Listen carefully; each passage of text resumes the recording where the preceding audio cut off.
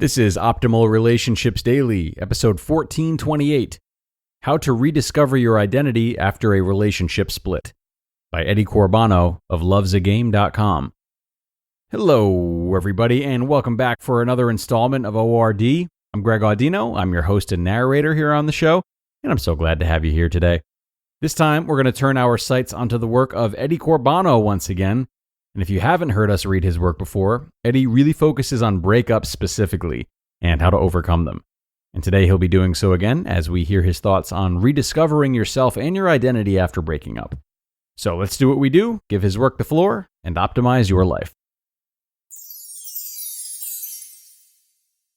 How to Rediscover Your Identity After a Relationship Split, by Eddie Corbano of lovesagame.com.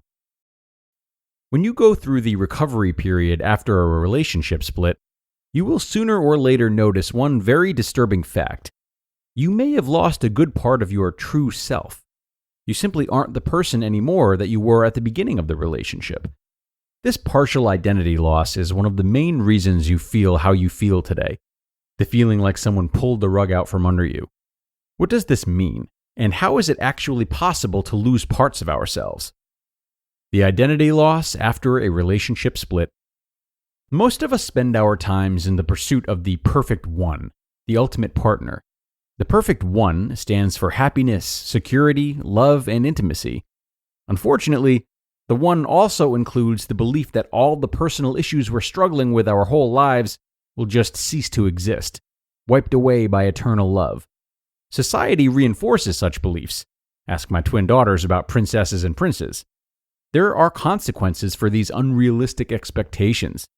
Should we finally find this unique one, and this relationship can fill the emptiness we may have inside of ourselves, we will come to an inconvenient conclusion. Our life's happiness and fulfillment depend on this very relationship. So we do everything to nurture this belief. We hold on tight to this relationship. We cling to it as hard as we can. And why wouldn't we? Our life depends on it. Not all of us experience this to the extreme. Most of us will find ourselves in the middle somewhere. I was an extreme case back then. I used to tell myself over and over again that I couldn't make it alone. I needed her in my life to survive. I even told her that. And that is the biggest turnoff any partner could ever receive. It means that you're dependent, needy, clingy, and weak, all of which are traits that will drive your partner away, guaranteed. So, how did we lose ourselves? To lose yourself in love may sound shocking at first, but it's not that unusual. When we're in love, we tend to wear those rose-colored glasses. Everything is so fascinating and exciting. As the relationship continues, and we tie our life's happiness to it, we often end up sacrificing our personal needs. But it's our own needs that nurture our true self. And without them, we become someone else, and it doesn't feel right. That is why it's so important never to sacrifice the very things you need to be you. The relationship wouldn't survive without you. And guess what happens should you ever break up? Your world is in pieces, and so is your personality. But there's actually good news now. You can build yourself up from the ground. Not only reclaim your true self, but also find a better you. How to rediscover yourself after a breakup. After being asked how to know who you are, Deepak Chopra said that this was only possible with practicing silent meditation. He said that with time and practice, you would experience a growing silence inside. This experience is your real self that will guide you to your life purpose. Meditation is an excellent way to reconnect with the person who you really are. If you manage to silence your mind, your fears, just be in the now, then what remains is simply good old you. I know from experience that this is not an easy task to accomplish, especially not after a loss when you tend to be everywhere, just not in the now. But I've had nothing but good experiences with meditation, especially through the turmoil of my own breakup. If you have the persistence and endurance, I promise you that meditation will change your life. Another great way to reclaim yourself is to do the things that you've always loved to do. This may sound trivial and standard post-breakup procedure, but I've noticed that as the years pass by, we do the things that fulfill and define us less and less. Maybe it collided with your ex's interests, or life simply got in the way, but doing these things again is a direct way to recover what was lost. Let me give you an example from my own life. I was a guitar player my whole life. It started when I was 9 years old, and as an adult, even considered a professional musician's career. I stopped playing cold turkey when my twins were born, because I had no spare time anymore, and everything was more important than the guitar. This was 5 years ago.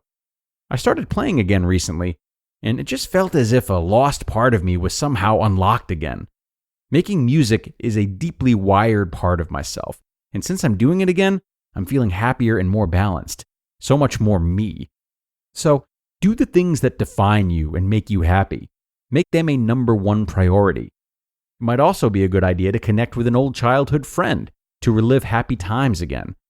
What I also do in my coaching and in the home study version of the Detox course is I give my clients a list of specifically designed questions and exercises that will help them discover not only the real them, but also their particular life purpose.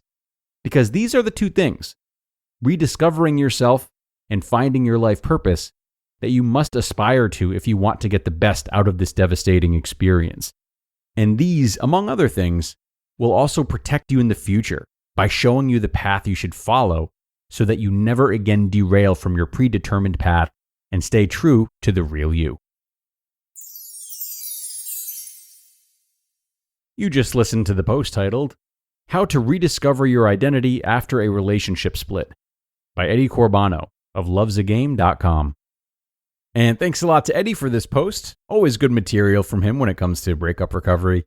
I do want to offer some thoughts on the idea of life purpose, though. Of course, the idea of life purpose it's really endearing, right? Not only is it a very romantic and noble pursuit, but it puts us in action, it helps us question how deliberate our choices are, and it gets us in the rhythm of asking ourselves what we're passionate about and how we want to channel that passion into contribution. But in spite of all that, it's also a buzzword or a buzz concept, and it can easily take on a life of its own, leaving people dissatisfied if they don't feel as though they've arrived at what's really this impossibly grand conclusion as to why they were put on this earth. And in that way, it becomes a lot like the types of relationships that Eddie talks about us trying to lessen our attachments to. It's very easy to put all of our cards in the basket of life purpose, just as we might do with someone we love. And it's that same sense of imbalance that puts us at great risk of being hurt, and hurt in a way that's avoidable and not vital for our growth.